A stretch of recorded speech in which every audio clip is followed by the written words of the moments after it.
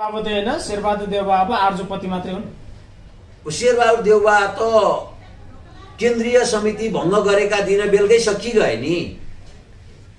त्यो त राजनीतिक आडमा लिएको छ नि, चर्चा परिचर्चाको नाम मात्र हो हैन। कसरी सके? उनले अझै पनि फेरि प्रधानमन्त्री हुन्छु भनेर रेल गाड्दै बसिरहेछन्। प्रधानमन्त्री हुन पनि पाइयो, नेता बन्न पनि पाइयो। हैन, उनको ज्योतिषीले भनेको कुरा त पुरा भएको छैन नि। विशेष महाधिवेशनको कुरा जहाँ माग्न पाउने अधिकार मागेर विशेष अधिवेशन बोलाएको हो नि त। विशेष अधिवेशनमा बोलाइएको भिडले गरेको निर्णय देउवालाई ओभरटेक गरेर गरे नि त उनले, गगन थापाजी त। विशेष बोलाउने भनेकै कसैलाई ओभरटेक गरेर त हो नि। हिजो संस्थापन पक्षले मानिदिएको भए त विशेषै बोलाउनु पर्दैन थियो नि। अब ठ्याक्कै भन्नु, गगन थापाको राजनीति कसरी अगाडि बढ्छ? हिजोका दिनमा जुन 79मा रवि लामिछानेले आफ्नो उम्मेदवार फिर्ता लिँदै चाहिँ जोगाइदिएका थिए, बचाइदिएका थिए। अब त अहिले त रवि लामिछाने राजसभालाई खन्ने लखटे के राजसभाले अझै पनि जोगाइदिएला, बचाइदिएला कि अब काठमाडौँ क्षेत्रमा 4बाट भाग्ने अवस्था बन्छ गगन थापा? गगन थापा अब एउटा कुरो चाहिँ के हो, हिजोका दिनमा जित्नुपर्छ भन्ने मान्छे फेरि तपाईँ नै हो गगन थापाजीले। हो, हिजो युवा शक्ति, युवा जोश, युवा जागर गगन थापाले पक्कै पनि राम्रो गर्छन् भन्दै गगन थापालाई भोट माग्न सघाउने मान्छे हो।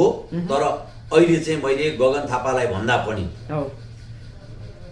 सबैभन्दा पहिला राजसभा बलियो हुनुपर्छ र राजसभा दरिलो हुनुपर्छ भनेर पहिलो माग गर्छु भने, अर्को युवा पङ्क्तिमा अहिले जुन सभापतिको अवसर पाइरहेका छन् नि, वैकल्पिक शक्तिलाई खबरदार गर्नलाई पनि विपक्ष दरिलो चाहिन्छ। कम्तीमा संसदमा बोल्न पछाडि बसेर भए नि बोल्न त बोलिरहन्छ नि त गगन। त्यस कारणले गगन पनि चाहिन्छ। जित्नु पर्यो फेरि, जित्ने कुरा त दुईजनाले चाहिँ जित्ने कुरा हो। बलियोले जित्छ। काठमाडौँका सबै क्षेत्रमा कब्जा गर्ने, झापाका क्षेत्र 5वटा सबै कब्जा गर्ने भन्दैछ। देशैभरिबाट चाहिँ सर्वश्रेष्ठ बन्ने गरी चाहिँ तयारी भएको पार्टीलाई यो क्षेत्र, यो वडा, यो गाउँ, यो जिल्ला नभन्नुहोस् न, 77 जिल्लामा शक्ति सञ्चय गरेर सबैभन्दा ठुलो दल बन्नको लागि लडेको हो नि त।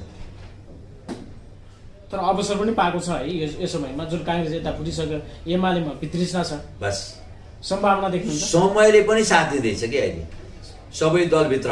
तर रविलाई दिएको छैन नि, सभापतिलाई दिएको छैन नि। ठिक छ त, राजसभा बोनस काण्डले मुछिएको पार्टी भन्दैछन्। राजसभा बोनस नि त वैकल्पिक शक्ति राजसभामा थुप्रै छन् के, अरू नेता छैनन्। कतिले भन्दैछन् रवि लामिछाने फेरि खोरभित्र पस्ने अवस्था बन्छ। रवि लामिछाने